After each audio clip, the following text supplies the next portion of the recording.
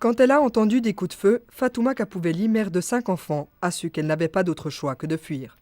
Les années d'instabilité et de combat dans l'est du Congo lui ont appris que la violence pouvait venir de toutes directions, à tout moment.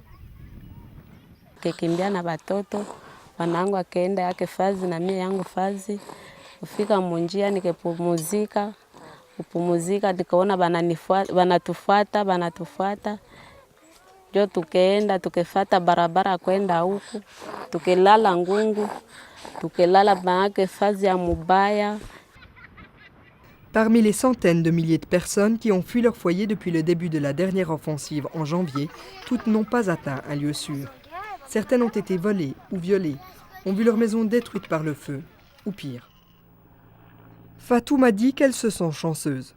Wakati nilifika hapa waaksere wakanipokea, wakanipa bashe na miti na bido na chungu, pamoja na mkeka na pla na kijiko na kopo.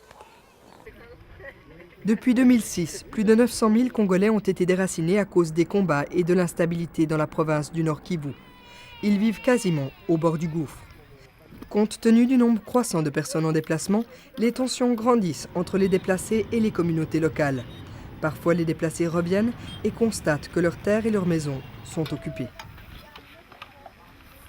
Mais l'expansion des camps signifie avant tout que la concurrence est forte pour les rares ressources.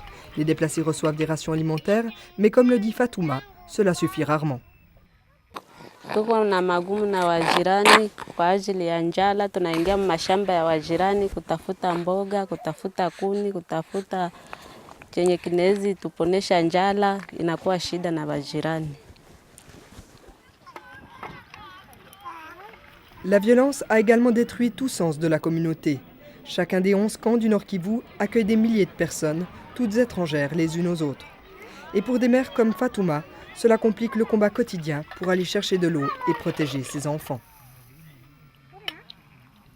Niko na magumu ya njala, kulala vibaya, nyumba mubaya, nyumba yangu niliachaka kule kwetu ilikuwa na vyumba 3.